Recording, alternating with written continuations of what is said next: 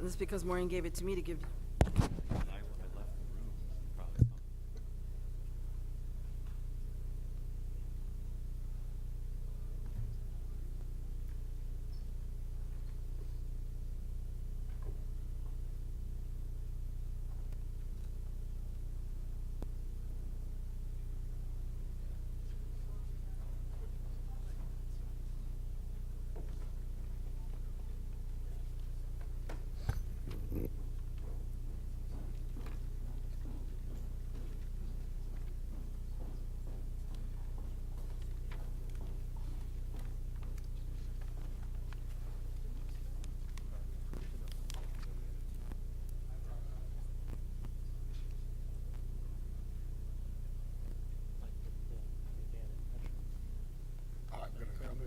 I'm gonna say that I think Metro's customer service is horrible, and the transparency is horrible. Non-existent. On Friday, I talked to the guy today. I took the 5:15 home on Friday, and I was early, a couple minutes early. So I walked all the way down. Walked, two conductors are like 2 cars back from the engine. I walked right past them. They don't say anything. I get to my door, the doors are shut. I pound on the door, so go walk back. There's the train still there. Pound on, like, ignores me. So I said today, I said, hey, on Friday, when I walk right by, you can't say board. You can't say as I'm walking up, boarding, and I can run into the car. Yeah.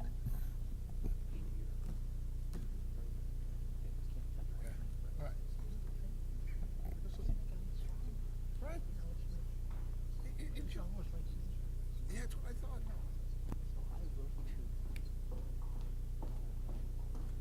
Yeah.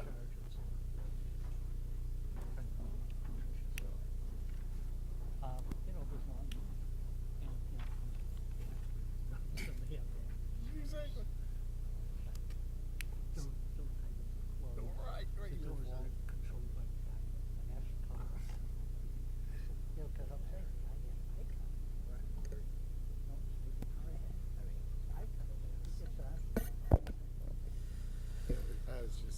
Right, right. All right, good evening, everyone. We're going to go ahead and call our meeting to order. Mr. Clerk, please call the roll. Certainly. Trustee Arnett. Trustee Gale. Here. Trustee Holder. Trustee Kutinek. Here. Trustee Kukler. Here. Trustee McCarty. Here. President Livingston. Here. With that, we have a quorum. Mr. Clerk, if you could lead us in the pledge. My pleasure. I pledge allegiance to the flag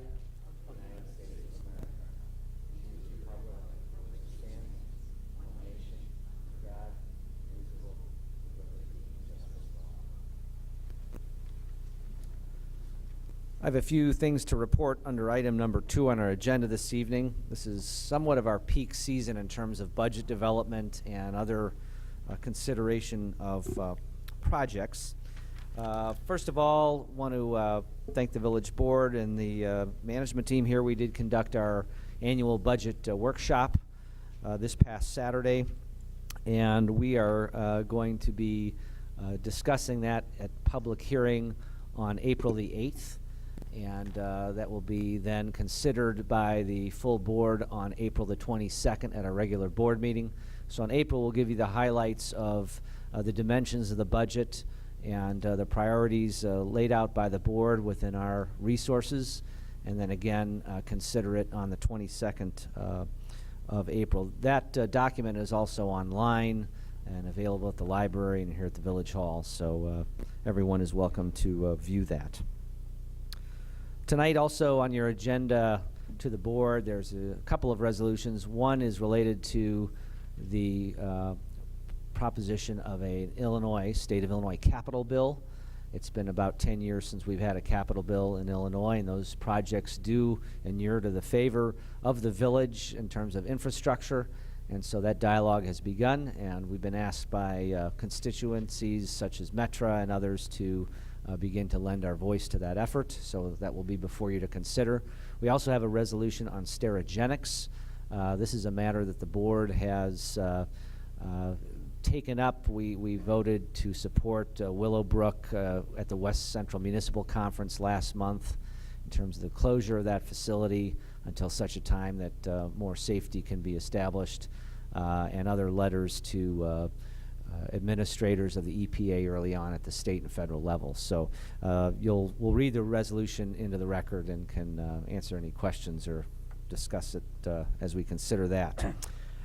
We also have, I guess, the traditional spring break coming up, so we will not be holding our next regularly scheduled meeting on March the 25th. That board meeting will be canceled, and so our next regularly scheduled board meeting will be April the 8th.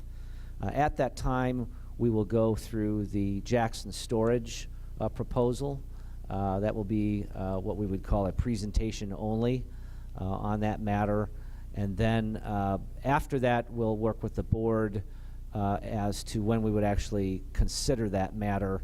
There have been some proposed changes since the Plan Commission considered it that we are reviewing, that the applicant has made, and so that will be a matter that we will discuss as a board more on April the 8th, and certainly in between as the public wishes.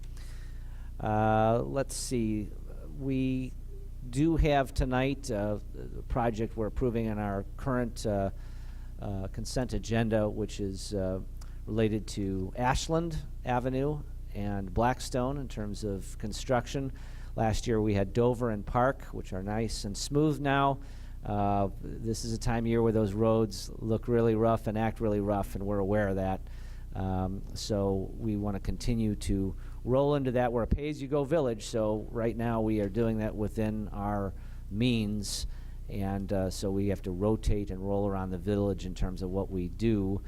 This is on top of the Kensington and the Cosset and some of the other full projects. When we do these projects, we're also going down, if you will, to the bones of the street. So we not only do the road, but we do the underlying storm sewers, because those two are aged, and it's just the best way to go. Doesn't defer that cost. Some of our storm sewers are by many multiple times older than the roads, and they need addressing. So we like to do that. Let's see. I think that is all on the scheduling piece of this. Andre, oh, I know. We have some vacancies. We have some vacancies on the Environmental Quality Commission, and so we would like to advertise that those vacancies will be open.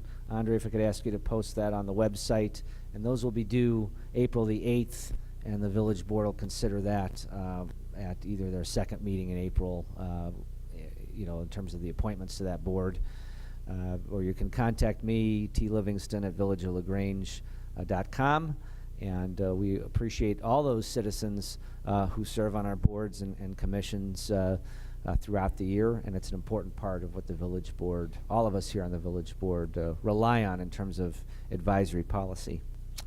Andre, manager's report. Thank you, Mr. President. This year's spring cleanup will be held the week of April 8th on your regular collection day. To participate, residents are required to affix 3 stickers in total to the unlimited household refuse set out for collection. Certain exceptions apply, such as construction and demolition debris, hazardous materials, and the like. For more information regarding spring cleanup, as well as other recycling and waste reduction alternatives, please visit the village's website at www.villageoflagrange.com. All right, before we go to the next presentation, to the board, we've got some action items under item 2. Again, both resolutions. The first one, a resolution urging the adoption of a State of Illinois capital bill. And Mr. Clerk, if I could ask you to read that into the record, please. My pleasure. Village of LaGrange, a resolution in urging adoption of a State of Illinois capital bill. Whereas it is critical that the State of Illinois devote funds for construction, maintenance, and repair of the state's transportation infrastructure, and whereas the state has not passed a transportation infrastructure capital bill, a capital bill since 2009, and there is an acute need for action on a capital bill. And whereas Illinois local governments, including municipalities, counties, and transit agencies, do not have the resources necessary to properly maintain transportation infrastructure without funds from the state. And whereas, in addition to roads, bridges, and related infrastructure, the state's needs include funding for transit systems such as Metra, which needs fundings so that it can continue its nearly 290,000 passenger trips each weekday and can maintain 11 rail lines, 242 stations, and 800-plus bridges, and can manage its aging fleet of passenger cars and locomotives. And whereas only through proper funding by the state will the state be assured that the critical transportation infrastructure in the village of LaGrange and throughout the state will be properly managed, maintained, and repaired. Now, therefore, be it resolved by the President and Board of Trustees of the Village of LaGrange, Cook County, and State of Illinois, that the village urges the state to adopt a capital bill that will provide urgently needed resources to assist the village, transit agencies, and local governments with maintenance, repair, and replacement of critical aging transportation infrastructure. That is a action item resolution. Is there a motion? I'd like to move to accept the resolution as presented. Thank you, Trustee McCarty. Is there a second? Second. Thank you, Trustee Katina. It's been moved and seconded. Any questions or comments on the motion? Trustee Kukler. Thank you, President Livingston. First, I plan to sign the resolution as written. Secondly, I strongly believe that good government calls or requires that a capital bill be entered. As an everyday Metro rider, however, I do have some concerns. I do not believe that Metro's problems will be solved merely by more money being donated to the system or given to the system. I believe that there are numerous problems. I think the customer service of Metra is deplorable. I believe that the communication between Metra and the riders is non-existent. These are things that can be changed without $1 $1 additional being invested into Metra. So I'm happy to sign this, but I did want to say that as an everyday rider, it's a very frustrating thing to have to deal with. Thank you, Trustee Kukler. Other comments or questions on the motion? Seeing none, this is, I believe, not a roll call, so all those in favor, please say aye. Aye. Any opposed? The resolution is approved. The second resolution supporting actions regarding stereogenics of Willowbrook, Illinois. Mr. Clerk, please. Certainly. Village of LaGrange, a resolution supporting actions regarding stereogenics of Willowbrook, Illinois. Whereas ethylene oxide is a known carcinogen and its discharge into the atmosphere is a threat to public health and safety, and whereas a recent report by the U.S. Department of Health and Human Services Agency for Toxic Substances and Disease Registry confirms that stereogenics in Willowbrook, Illinois discharges elevated levels of ethylene oxide from its facility. And whereas, based on that report and other data, there is urgent need for thorough, accurate, and comprehensive air quality testing and analysis of the operations and discharges from the stereogenics facility.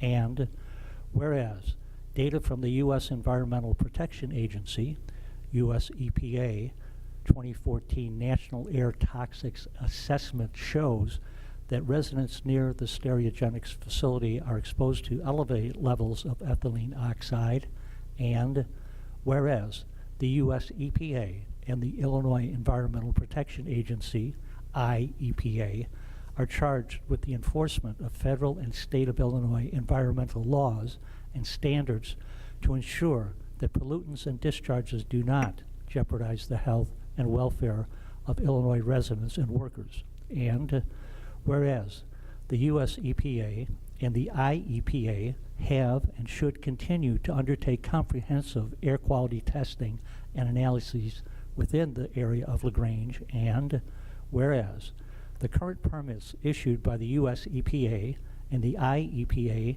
to stereogenics both include the authority of the U.S. EPA and the IEPA to declare that stereogenics facility a threat to public health and welfare and seek a court order to shut down the stereogenics operations. And whereas the Illinois Attorney General has initiated legal action against Stereogenics, alleging violations of the Illinois Environmental Act and alleging threats and injury to the public health.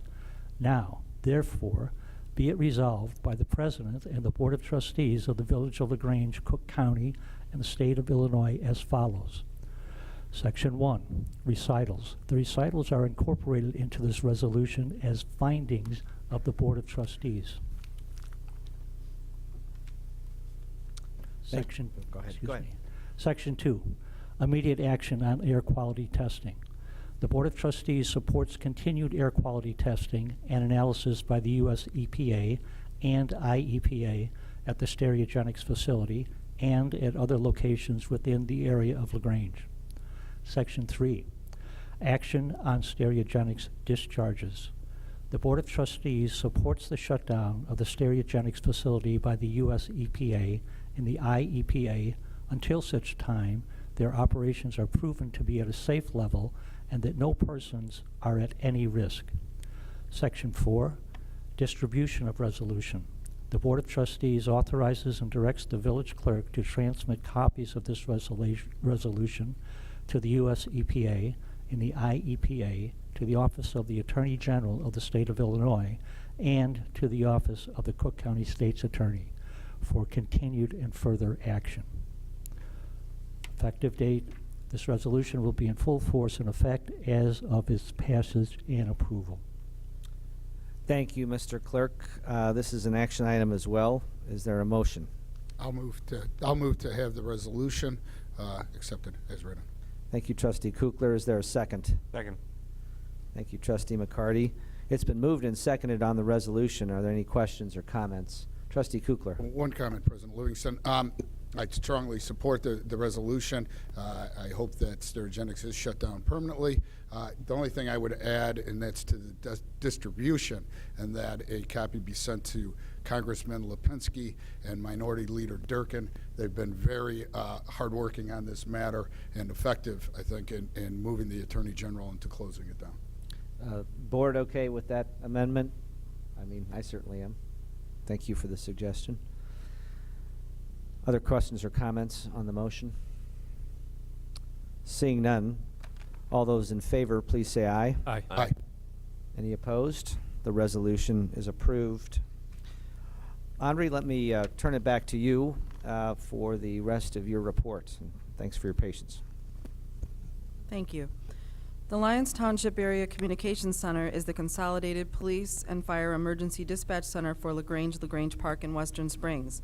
The center opened in March of 2017, and in December, LTAC, as it's called, hired a new executive director, Mike O'Connor. Mr. O'Connor is here this evening to provide an annual report to the village board regarding LTAC's progress and future plans. And if it's to you, Mr. President, I would ask that Mr. O'Connor begin his presentation at this time. Of course, great. Welcome. Glad you're here. Thank you very much. Thank you for having me tonight. It's my pleasure to come and speak to you and tell you about your 911 and Emergency Communications Center. As Andre said, my name is Mike O'Connor. I have just over 25 years public safety experience in communications, law enforcement, and EMS. Prior to coming here, I worked for the Libertyville Police Department for just shy of 20 years, and I have several other agencies in my resume and et cetera. So your 911 center was started back in 2017. The 10 villages of LaGrange Park, and Western Springs entered an intergovernmental agreement to create a consolidated PSAP, which is a public safety answering point. It's a fancy name for the 911 center. And to look at economizing costs, personnel issues. 911 equipment, just like most other public equipment, is very expensive.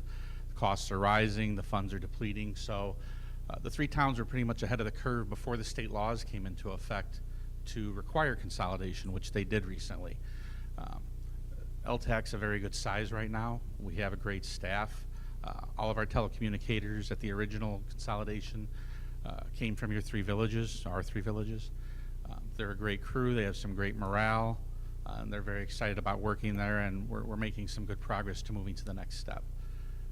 LTAC's located in the LaGrange Police Department, and next week we'll be celebrating our second anniversary of being open and operational. Um, LTAC's organized, as I said, by an intergovernmental agreement. We have several layers of supervision and management. The board of directors, which is comprised of the 3 village managers, and if I drift from the microphone, I'm sorry, please tell me, I'm kind of a wanderer. The 3 village managers, they rotate the chair on a biannual basis, and they are the rulemaking authority and my day-to-day bosses for everything involving LTAC. We also have a joint operations board, which is consisting of all the police and fire chiefs. We meet with them, I meet with them monthly. They provide recommendations and input as to the day-to-day operations of the center for both services. It's extremely helpful for me because I don't know everything about police and fire. They don't know everything about 911. Just in the last 3-4 months, we've already been able to smooth out some operations, come up with some ideas to enhance some things. So these meetings with the chiefs are vital to the success of LTAC. And then for the day-to-day management, it's me as your executive director. I'm responsible for making sure everything's up and running 24/7. I'm on call 24/7. I'm answering to the chiefs and the managers 24/7. And it's not a bad job, and it's not that tough at all. They're a great group to work with so far. They've been incredibly supportive, and I can tell you after 3.5 months, I'm incredibly glad I did choose this job and to pursue it because, you know, everyone's nervous, and I think I made a great choice in my career. So there's also a side organization called the Joint Emergency Telephone System Board.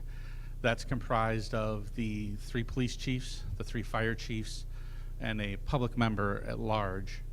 And then I'm a non-voting member. And the Joint ETSB, or the JETS Board's responsibility is to manage the 911 surcharge funds that come from the state. And those are the 911 surcharge taxes you see on your landline, your wireless, prepaid phones. We get a percentage based on zip codes and population, and the JETS Board approves budget expenditures for that.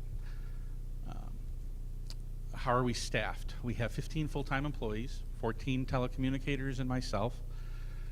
We ran 3 8-hour shifts, 24/7, 365, just like police and fire. We are always open and always there for anyone that needs us. Our staffing varies based on time of day, special events, weather, and any other occurrences that may necessitate a difference in how we're able to handle the call volume. Here's just a quick representation of our organizational chart. As I said, the board of directors oversees me. I oversee the telecommunicators, and the JETS Board provides input primarily to me, but also to the board of directors when they're looking for guidance on the proper course of action also. So how's LTAC funded? There's a couple different ways. We receive an annual assessment from each of the 3 member agencies. The villages have a formula that we use that lets them determine what they're going to have to pay on an annual basis. And it's based primarily on the number of police and fire calls for service. We get the 911 surcharge funds from the state for, as I said, the landline, the wireless, all the different types of line calls you can get. And then we do also get revenue for monitoring burglar and fire alarms that come directly into the center. And lastly, we do actively pursue grant funding. I'll touch on that a little bit more as we go on through both the state and federal agencies. I'll tell you that the LTAC being so new hasn't affected it as much, but this is the first year that Illinois has actually been eligible for 911 grants at the federal level, because every time the state sweeps any fund, it automatically makes 911 ineligible. So this is the first year that if there is a federal grant that the state's applying for the first time in a very long time, because it's the first time we're eligible, so that'll benefit us. So what are we capable to do at the 911 center? People wonder, or do you just sit and answer 911 calls? Well, we don't, but 911 is our biggest focus. We're what's called a Phase 2 capable PSAP, which is a big fancy term for meaning that we're able to plot where wireless calls come in on a map. When you call 911 from your landline, from your home phone line, we have your name, address, and phone number instantly. So we usually don't have any problems locating you with that.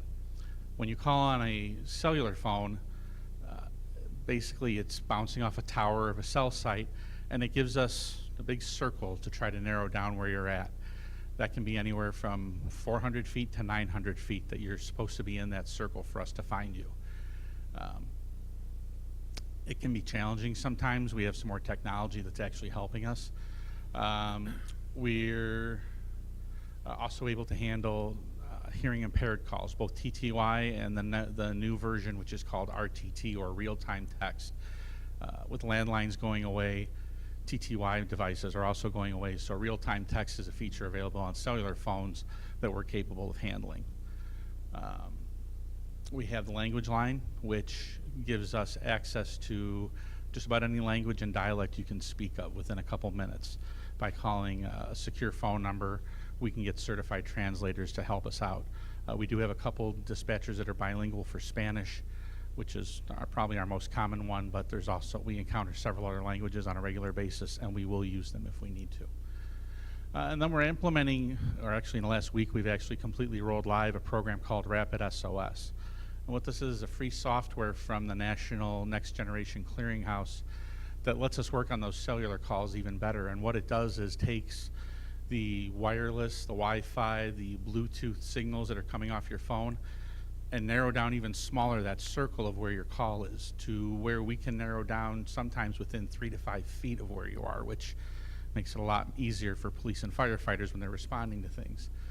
And they've also tied up with Uber and Lyft. So if someone calls 911 while they're in an Uber or a Lyft, it'll send us the information on the vehicle, the driver, and the passenger, so we can track the vehicle as well and have all that information handy.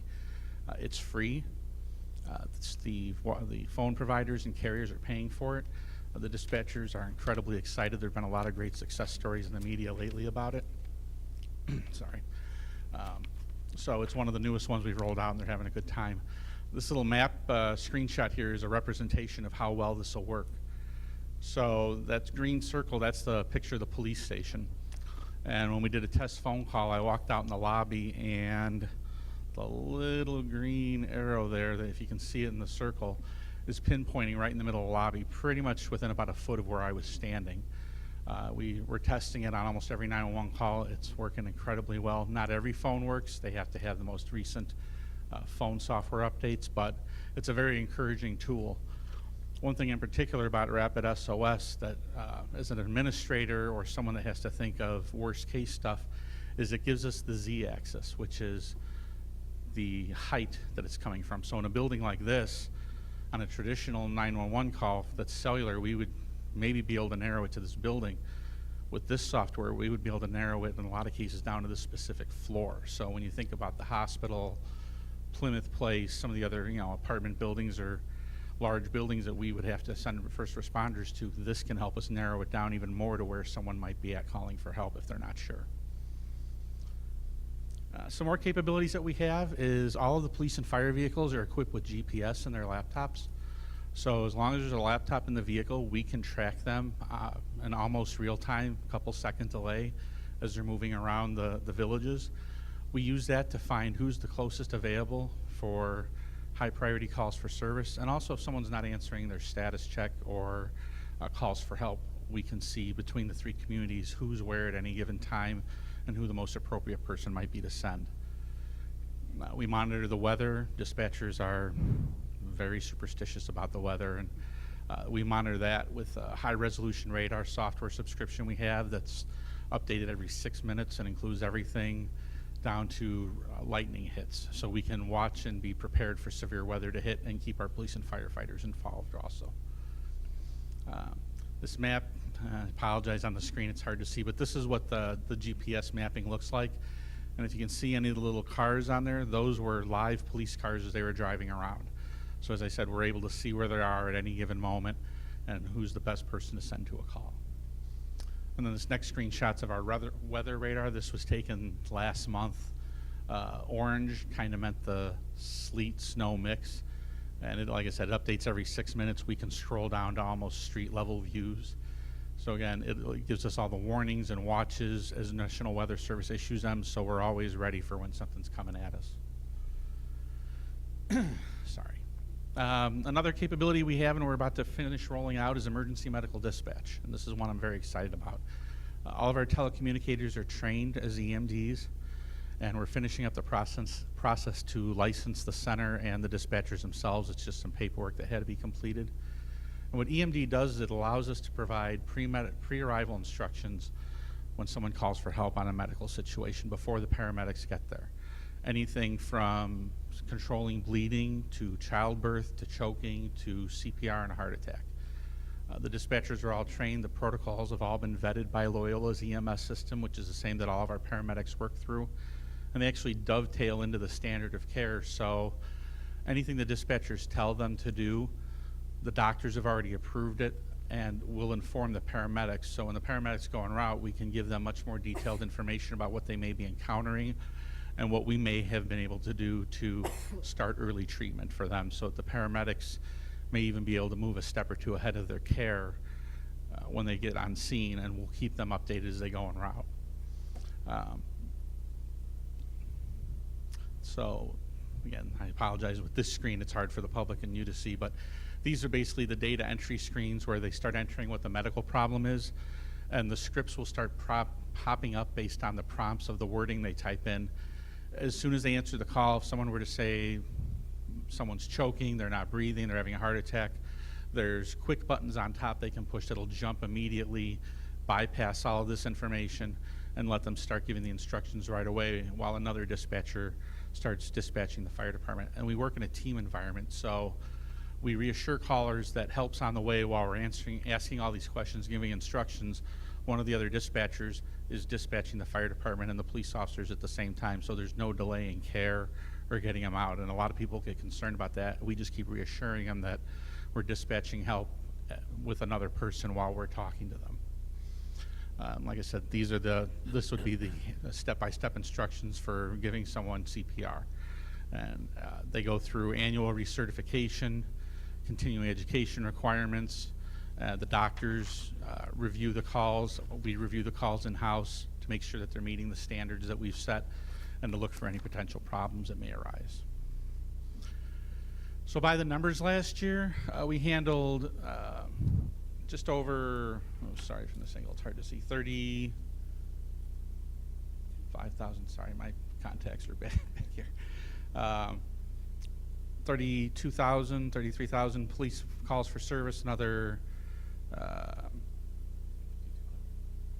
can't see from the angle, I'm sorry. 32. 5,200. Thank you.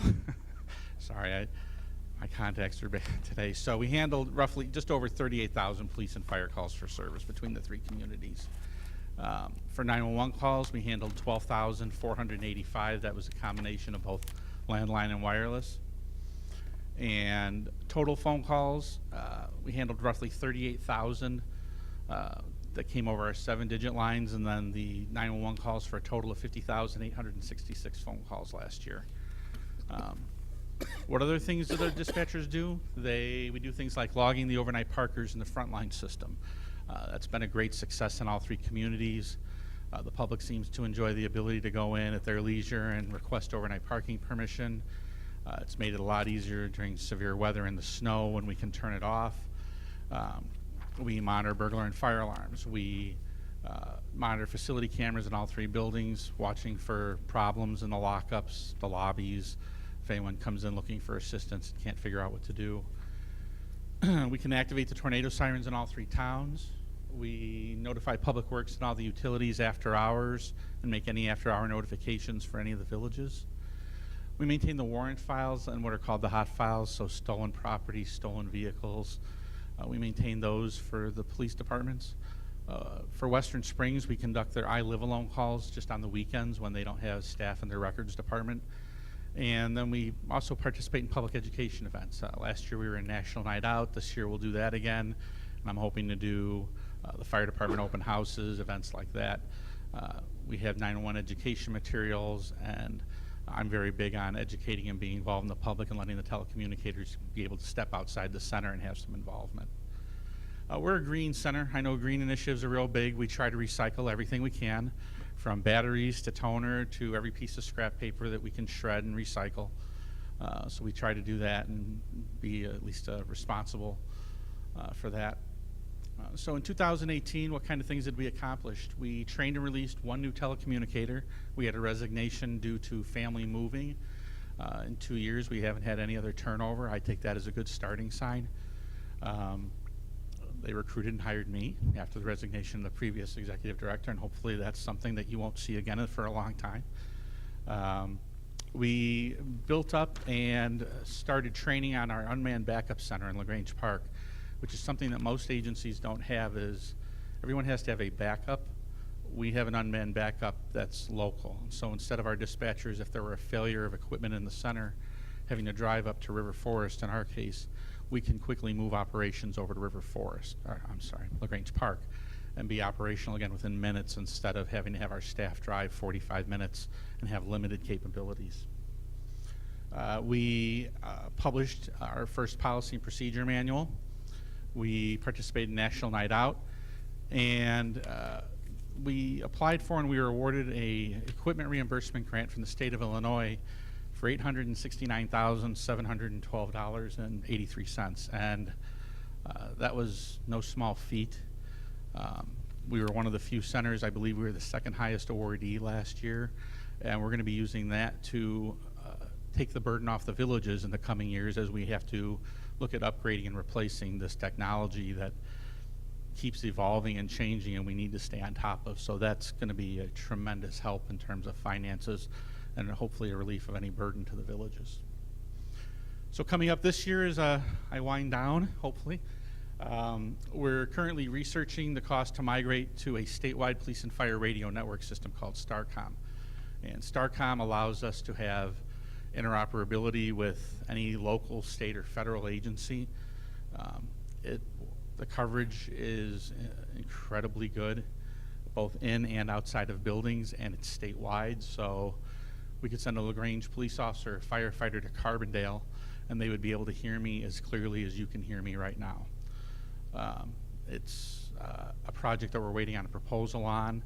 It also would let us plan our known costs for that for several years out, instead of having to constantly worry about replacing aging infrastructure.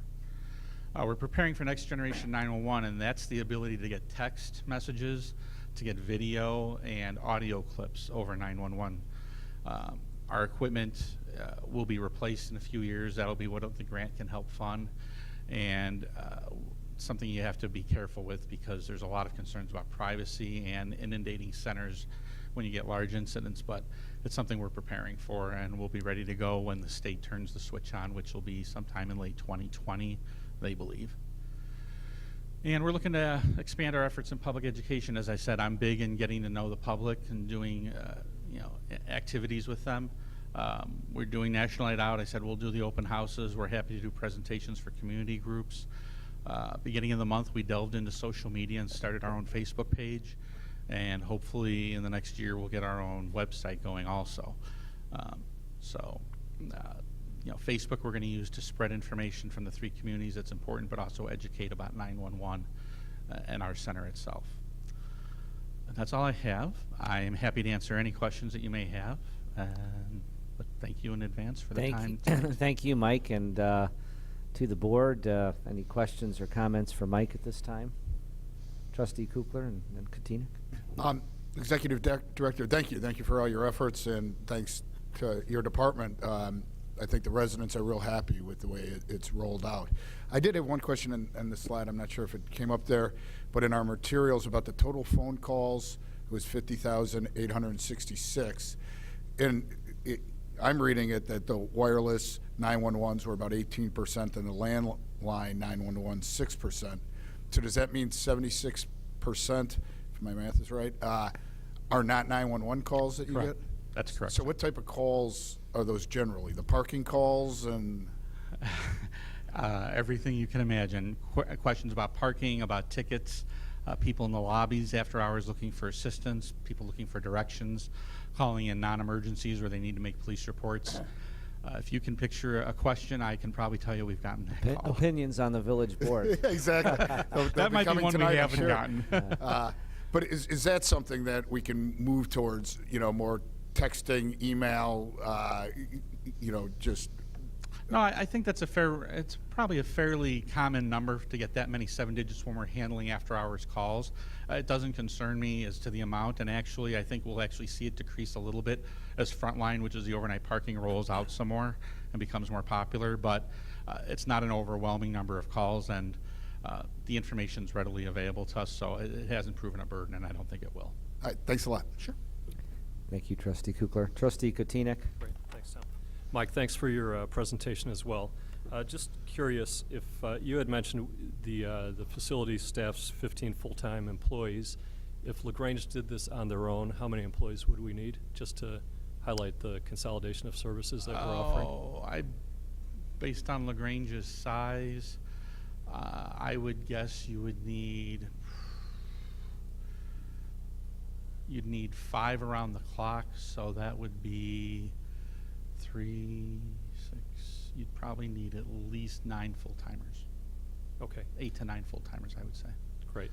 And then the second question, any other municipalities near us that are looking still to partner, or all the dance partners been chosen at this point? Not right now that I know of. Consolidation is still kind of settling into everybody. Everybody's finally finding their niche to where they need to be because it's mandated.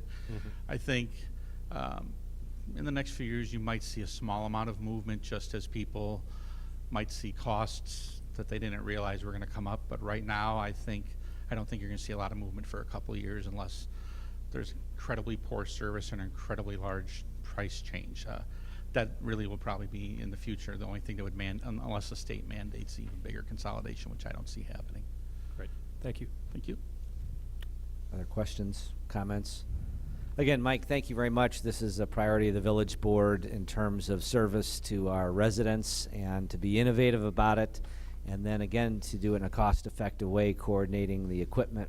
Rather than buying 3 radio systems, we're buying one as a joint community, and looks like you continue to innovate. So we're very fortunate to have you in the spot. Welcome to the village, and we do this every year just to make sure our investment continues to grow and to serve the residents. So thank you very much. Thank you, and I'll be happy to be back in a year.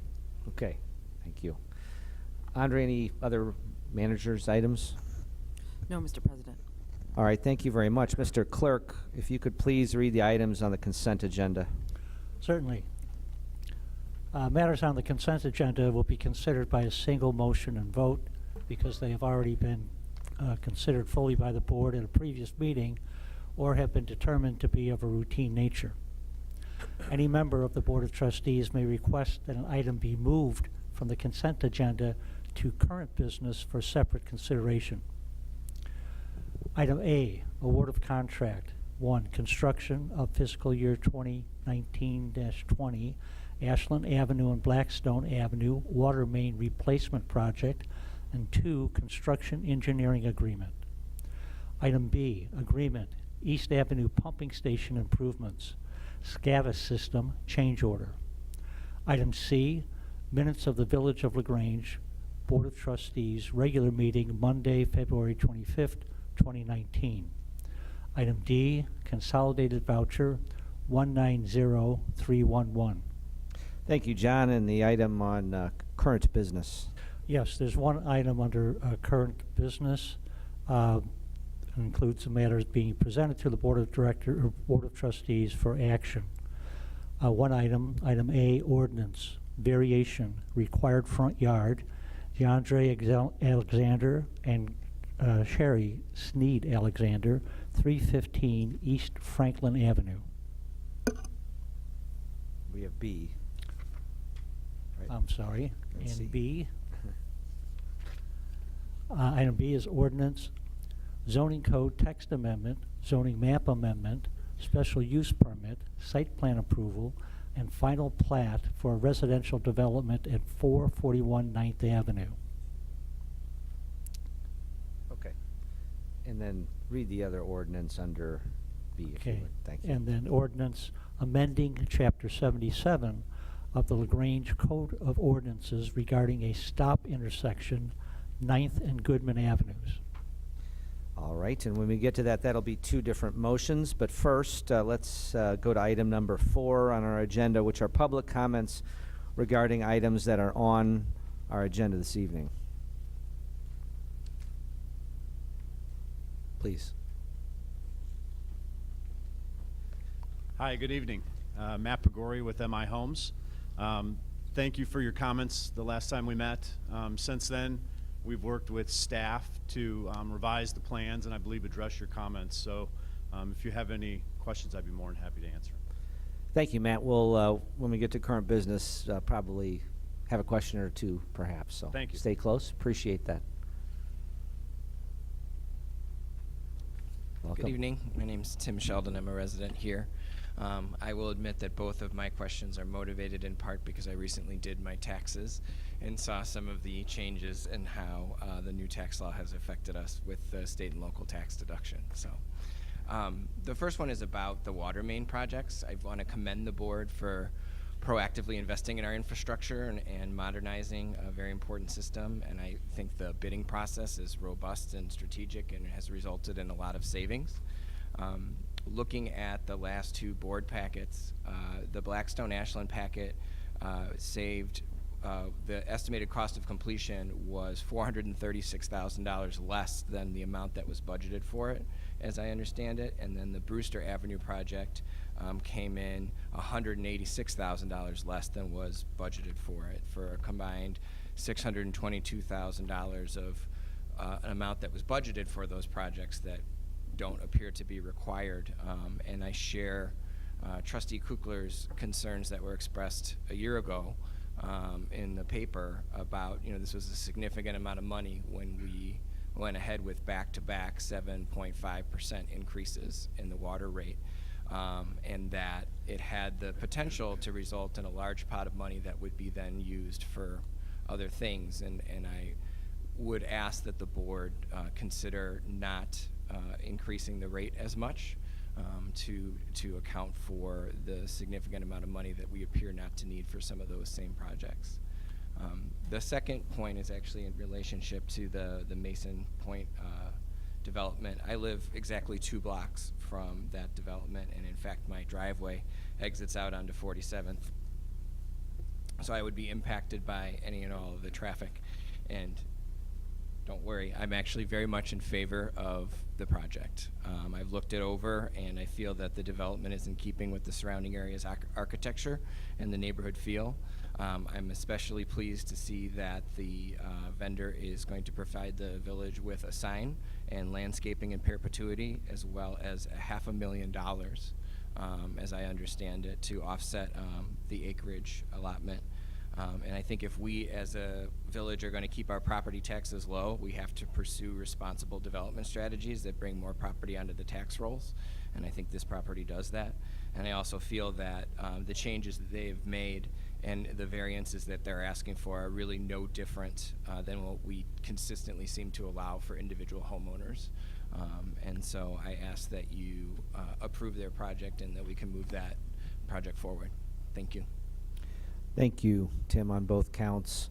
While our next resident's coming up, Ryan, is there anything you want to add to the numbers as it relates to what Mr. Sheldon's good point? Good evening. Sure. So I think, first of all, I think it's very good news that we received favorable bid pricing for both projects. Generally, as we're putting the plans and specifications together, we obtain cost estimates for the project. And in this case, for both projects, for the Ashland and Blackstone project, the average bid price was about $2.239 million. The engineer's estimate was about $2.2 million, and our construction budget was $2.35. It was just very good bidding for us that the low bid was $1.914. So there is a cost savings there, and certainly Lou could address how that impacts the overall budget.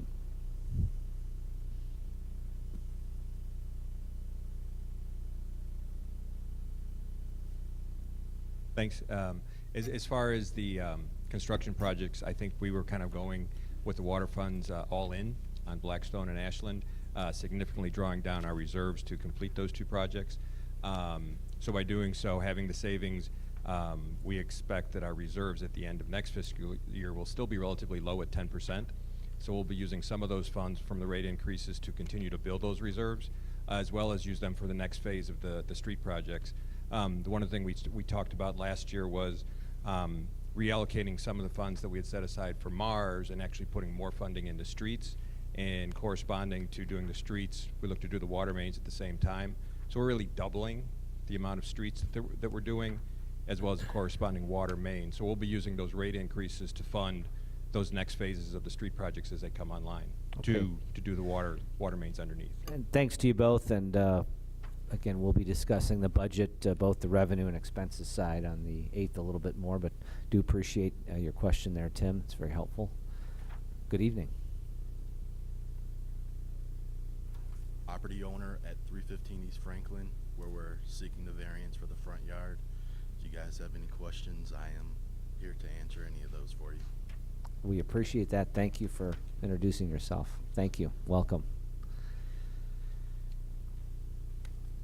Other items of agenda comment? Seeing none. Consideration of the consent agenda, item number 5. Is there a motion? I'll make a motion to accept the consent agenda as presented. Second? Thank you, Trustee Katinek. Trustee McCarty, it's been moved and seconded. Any questions or comments on the motion? Trustee McCarty? Just a couple of quick things, Ryan, regarding the streetscape, the street resurfacing project. This is the project you presented last month in detail, right, at our board meeting? The oriented capitals project. Yes, this is the Ashland and Blackstone was Yes. part of the capital projects. That's correct. And this has been bid in normal bidding process, That is correct. and it has our usual agreements for prevailing wage. Yes. Great, thanks. Thank you, Trustee McCarty. Any other questions or comments on the motion? Seeing none, Mr. Clerk, roll call vote. Trustee Gale. Aye. Trustee Katinek. Aye. Trustee Kukler. Aye. Trustee McCarty. Aye. All right, with that, the motion is approved. Item number 6, current business. Item A, ordinance variation required front yard. DeAndre Alexander and Sherry Sneed Alexander, 315 East Franklin Avenue. Referred to Trustee Katinek. Great. Thank you, Mr. President. As mentioned, I'll present the ordinance on the variation at 315 East Franklin Avenue. The petitioners, one of whom we've just met, Mr. DeAndre Alexander and Sherry Sneed Alexanders, are the owners of the subject property, as mentioned, 315 Franklin Avenue, and they wish to continue construction of a new family house that encroaches into the required front yard. The Zoning Board of Appeal, this case has already gone before the Zoning Board of Appeals, which recommended to approve the requested variation. The R5 district requires that houses, including front porches, to observe a minimum front yard of 35 feet. The zoning code section 3-110G8A allows a house to have a reduced front yard when existing houses on either side of it do not observe the minimum front yard, but in no case can the minimum front yard be less than 25 feet. The applicants are requesting a 3-foot and 1-inch encroachment into the required front yard, resulting in a 21-foot, 11-inch front yard. The proposed construction would not require any other variations from the code. The zoning code allows for existing houses that seek to encroach in the required front yard to apply for an administrative adjustment. The administrative adjustment process permits the village manager to approve these minor modifications to the required front yard if certain standards are met. While the variation request of this type would typically meet standards for consideration under the administrative adjustment process, the application as presented does not qualify, as it is for a new single-family house instead of an existing single-family house. On February 21st, 2019, the ZBA held a public hearing on this matter. At the hearing, applicants presented testimony regarding the proposed front yard encroachment. 7 of the neighboring property owners of the 300 block of East Franklin and East Callender Avenue spoke at the hearing. Of the 7 neighboring property owners, 6 spoke in favor of the application, while 1 spoke against it. A motion to recommend approval of the application to follow the construction of the new single-family home with a 3-foot and 1-inch encroachment in the required front yard passed the ZBA by a vote of 6-0. With that, I would like to make a motion to follow the ZBA's lead with the recommendation to make the motion to approve the ordinance for the variation at the property at 315 East Franklin.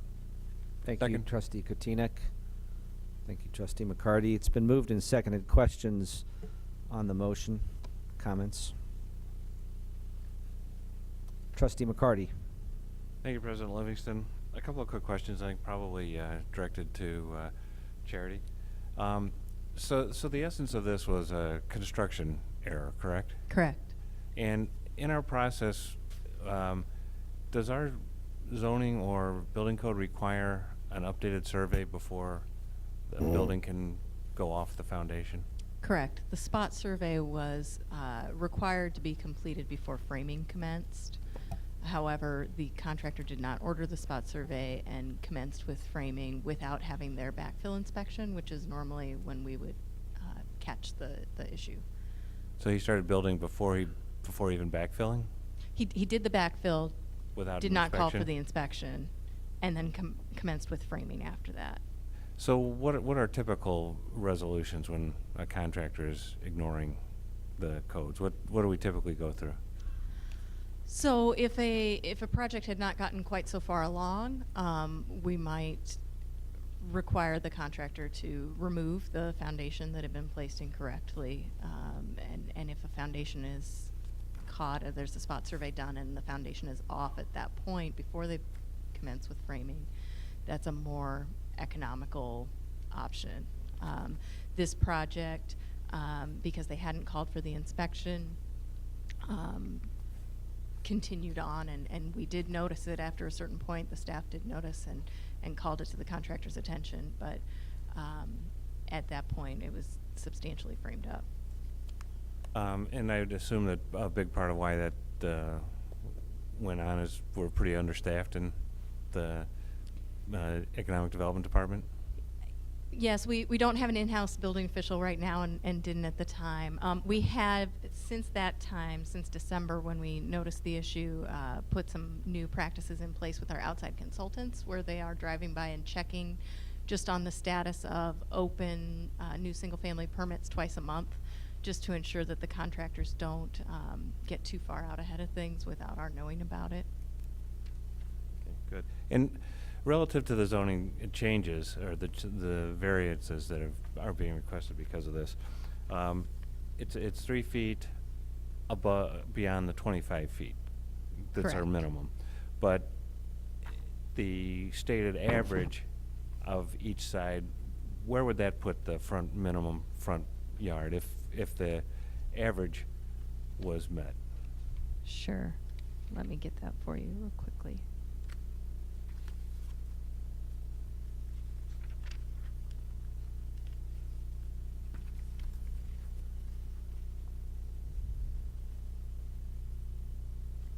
And just approximately, I know So it's sure, the homes on either side are at 17.18 feet and 18.79 feet. So So- roughly 18 feet. halfway in there somewhere. Mhm. So considerably further out than where this is.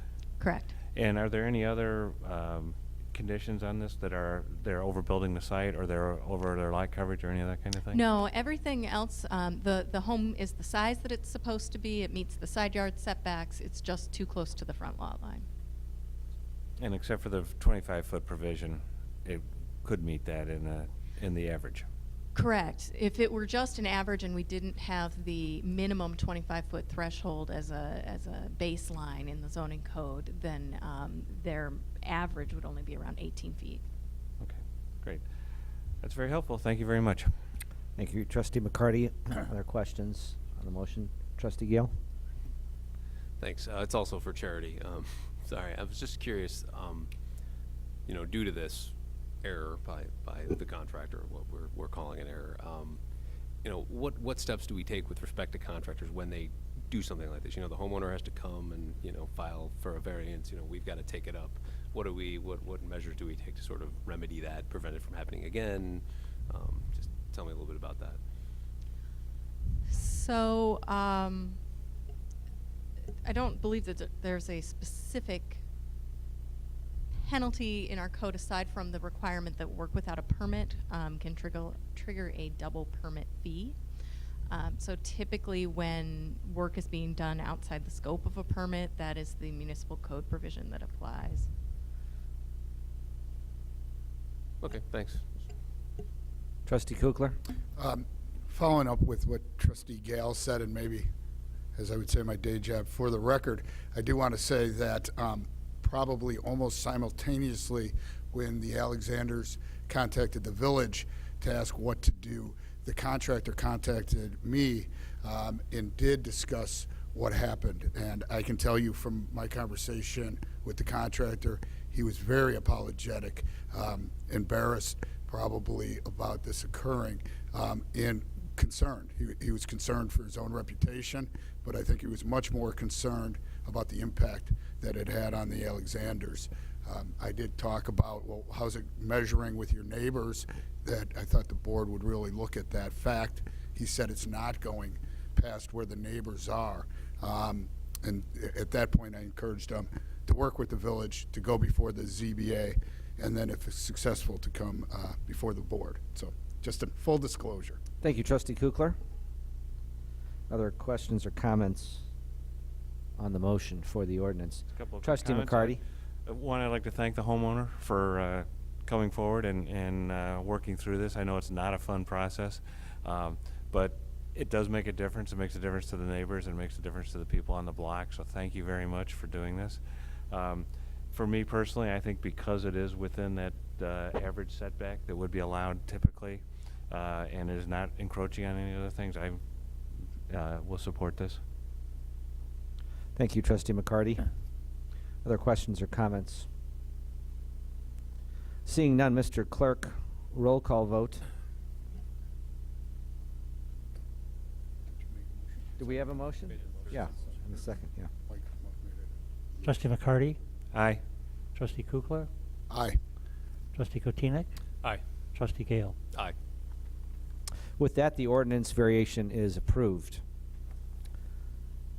Item B, ordinance, zoning code text amendment, zoning map amendment, special use permit, site plan approval, and final plat for a residential development at 441 9th Avenue, Mason Point, MI Homes LLC. Refer to Trustee Kotinik.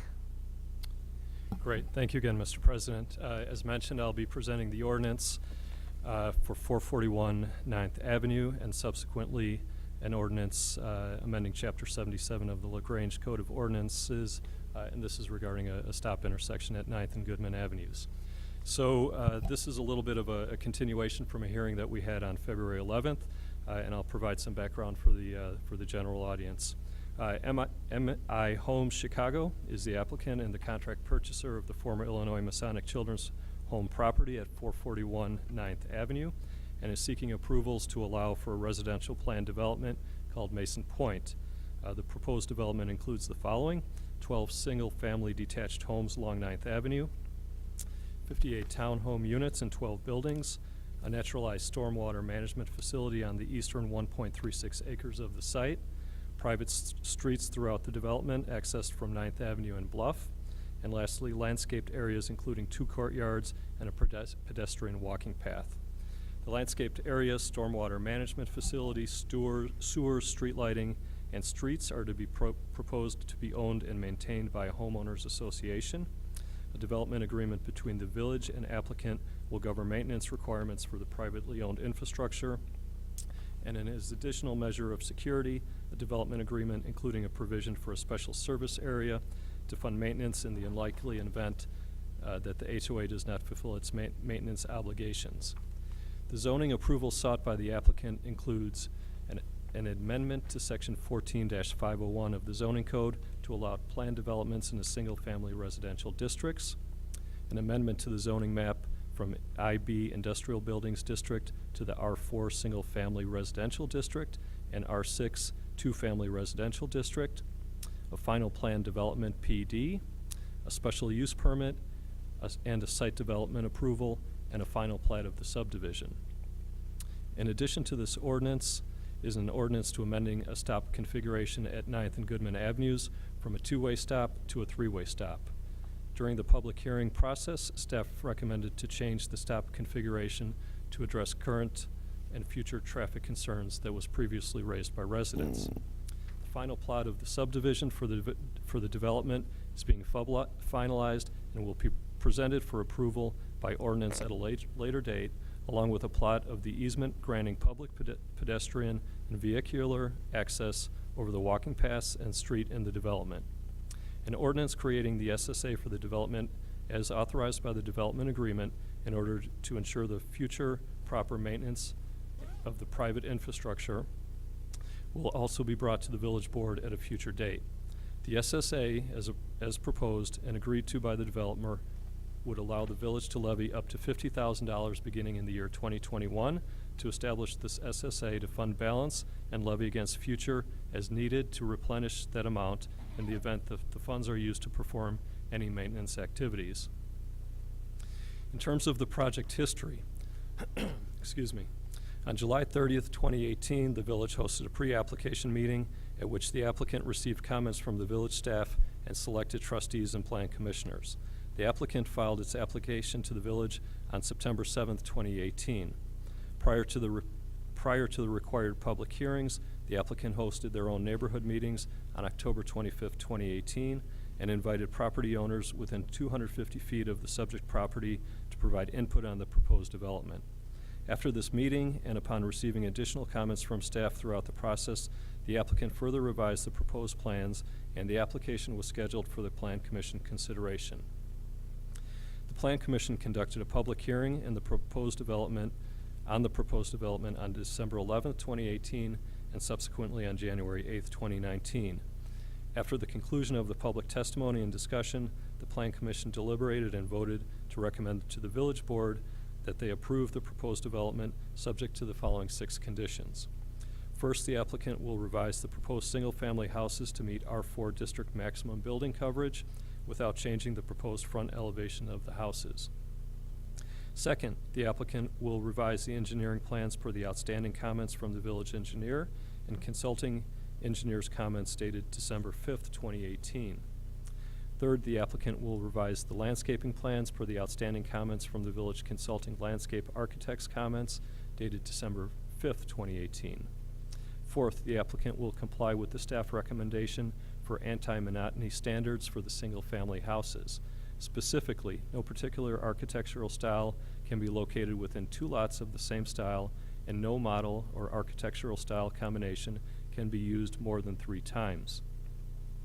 Fifth, the applicant will update all plans necessary to reflect a mid-block access onto 9th Avenue utilizing 2-way traffic design. And finally, sixth, the percentage of townhome units that may be leased will be restricted. The Plan Commission recommended further analysis by the village to determine the appropriate percentage restrictions for the townhouse units. On February 11th, 2019, the village board heard a presentation from the applicant on the proposed development. At this meeting, the applicant proposed revised plans that complied with 5 of the 6 Plan Commission's conditions, but not the condition on full compliance with the R4 district building requirements. Trustees reviewed the application materials and addressed the following: the size of the single-family houses, the yard setbacks of the single-family houses, the townhomes, the site plans, stormwater management, and the fiscal impact of the development on local taxing agencies.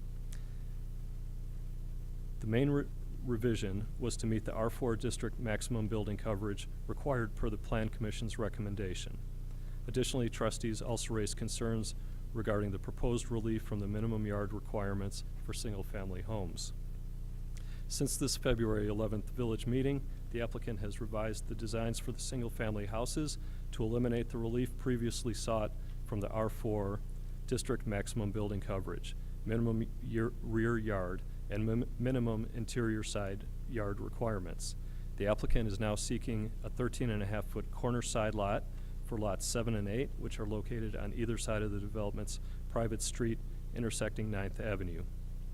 The applicant's remaining proposed modifications to the zoning code are listed, and the applicant has included the revised plans in the public documents.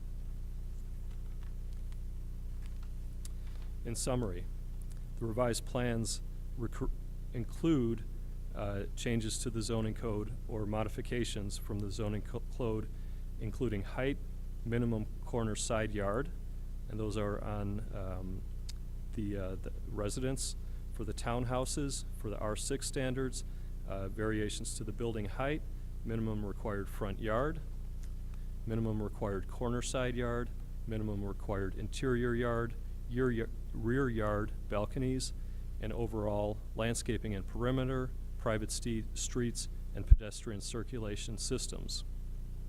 In exchange for these requested zoning code modifications, again, they can all be referenced in the public material, the applicant has agreed to provide compensating amenities in the forms of both in-kind and cash contributions, including the following: replacement of the existing 6-inch water main on 47th with new 12-inch main lining the combined sewer on 9th Avenue, construction of improvements in the 47th Street right-of-way, including grading activity and sidewalk installation, a walking path and seating areas around the development's naturalized stormwater management facility that will be available for public use, funds to install a village gateway sign near the corner of Bluff and 47th, and future gateway enhancements to be completed in conjunction with the planned IDOT 47th and East Avenue project.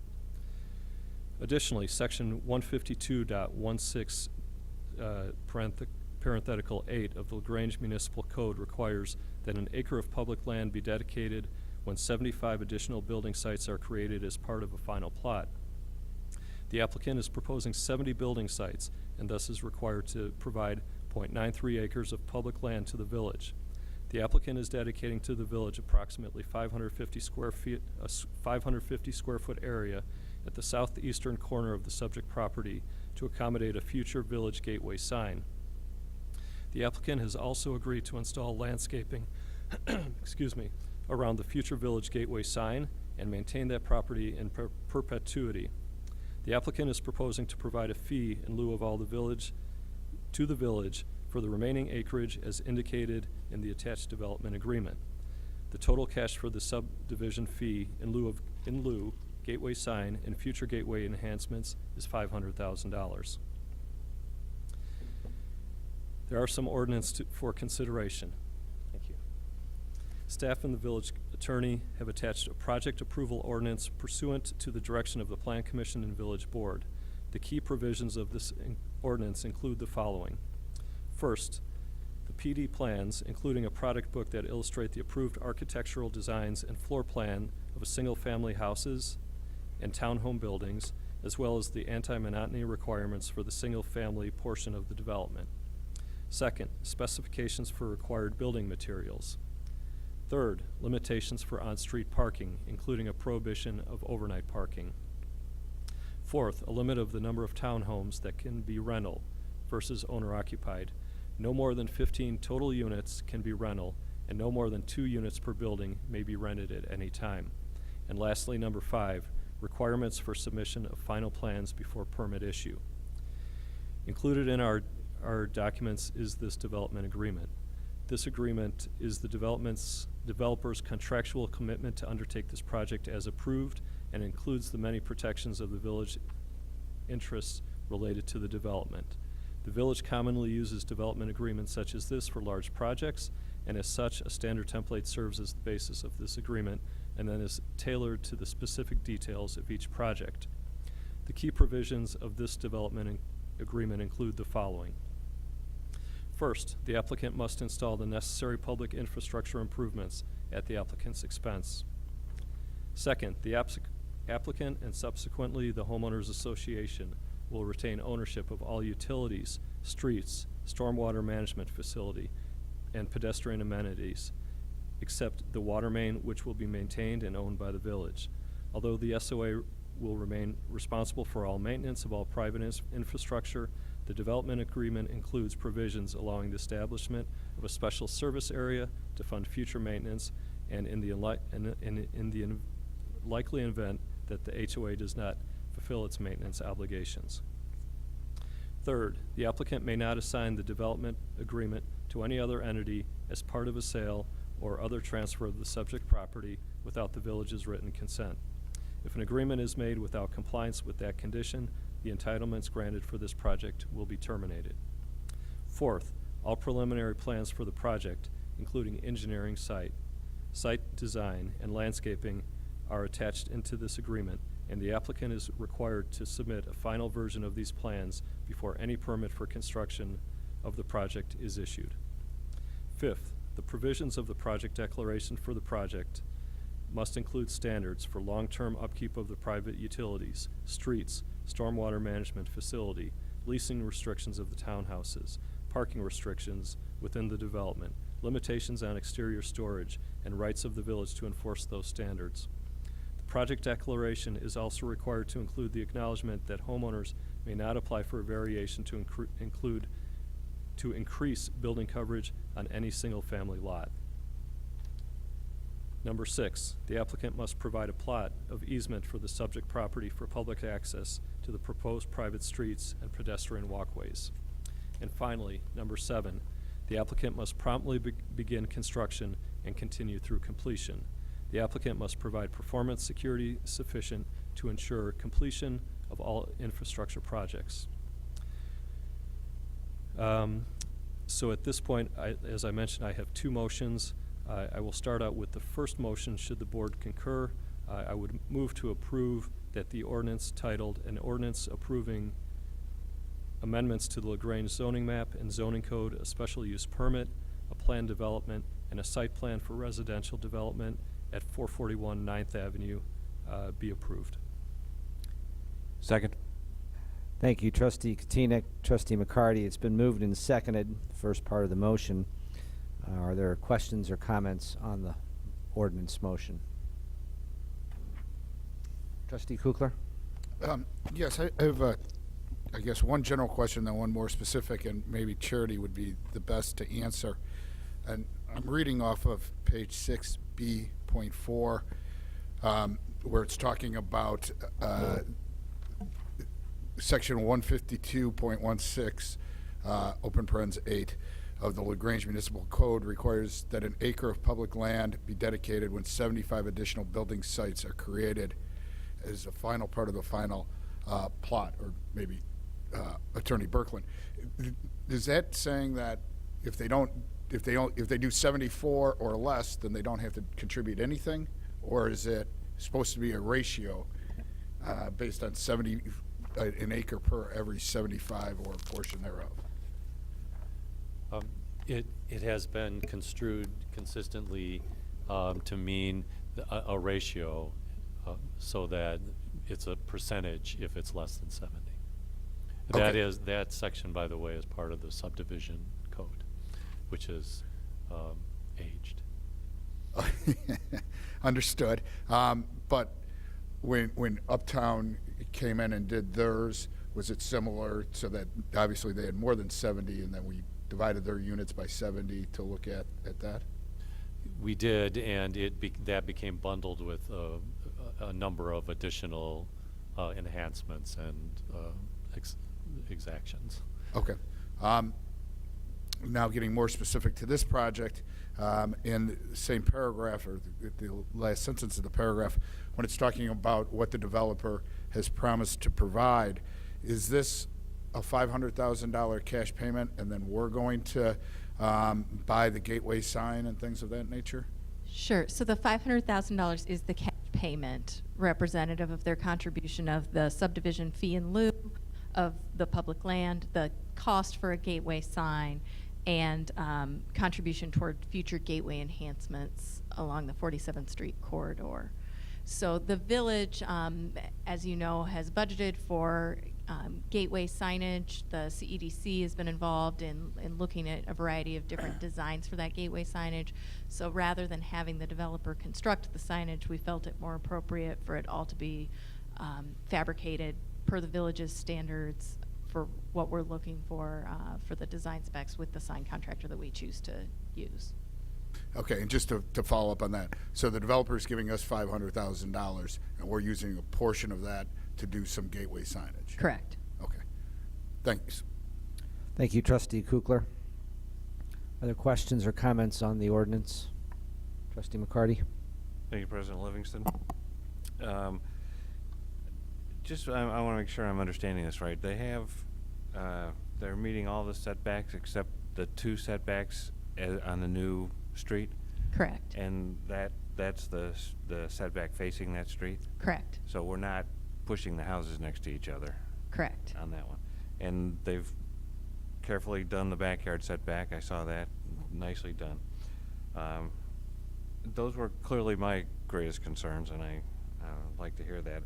Also, relative to the comment about the give back acreage, although it can't count as part of the big back acreage, one of the goals of the space is open space, and the wetlands and detention will serve as public or open space on that, which kind of mitigates that. And also having a small 1 acre park across the street from our biggest park might not be the most efficient way to manage our park districts either. So from what I've seen, I can support this now. Thank you, Trustee McCarty. Other items as it relates to this motion? Trustee Gale? Thanks, President Livingston. I just wanted to comment just to Matt, not a question to you, but just, you know, this is the 5th time I've seen you here at these meetings, and I appreciate the continued work and effort to align, you know, addressing the different concerns and comments we've had to align this project more with our, you know, with our code. And, you know, in our packet, you know, we've got a table of the variances, and it's now, you know, less than half a page, whereas it was previously much larger, and we've worked to, you know, chip it down. So I appreciate your efforts to align your project with what we're looking for here in the village. So thanks for that. Thank you, Trustee Gale. All right. At this point, we have a motion on the ordinance as it relates to the text amendment. And I would ask the clerk to make a roll call vote, please. Trustee McCarty. Aye. Trustee Kukler. Aye. Trustee Kotinik. Aye. Trustee Gale. Aye. And with that, the ordinance is approved. And Trustee Kotinik, you want to tackle the next Sure, round of this? happy to. Thanks. So with the previous motion passing, I'd like to make a subsequent motion. I move to approve the ordinance titled, "An Ordinance Amending Chapter 77 of the LaGrange Code of Ordinance Regarding a Stop Intersection," this one specifically at 9th and Goodman Avenues. Second. It's been moved and seconded. Any further questions on this motion? Seeing none, Mr. Clerk, please roll call vote. Trustee Gale. Aye. Trustee Kotinik. Aye. Trustee Kukler. Aye. Trustee McCarty. Aye. With that, the motion is approved, and congratulations. We really very much appreciate not only your responsiveness with the inputs from the most important constituency, our citizens, but our citizen volunteers on the Plan Commission and the trustees and the staff. We know that you've got quality there. We're very pleased and excited about it, and consider the village a willing partner as you develop what we believe will be an extraordinary addition to our village and to the residents on the street. We also appreciate you and everything that you have done in terms of providing input to us along the way. So we have a house party at the Alexander House and a block party on 9th Avenue. So there you go. All right, we have no other current business this evening. We'll move to item number 7, public comments regarding matters that are not on our agenda this evening. Seeing none, item 8 is trustee comments. Any further trustee comments? All right, we have no items before closed session this evening, so I would seek a motion to adjourn. I'll make a motion to adjourn the meeting. Second. Thank you, Trustee Kotinik. Trustee Gale, it's been moved and seconded to adjourn. All those in favor, please say aye. Aye. Any opposed? We are adjourned until April the 8th. Thank you very much.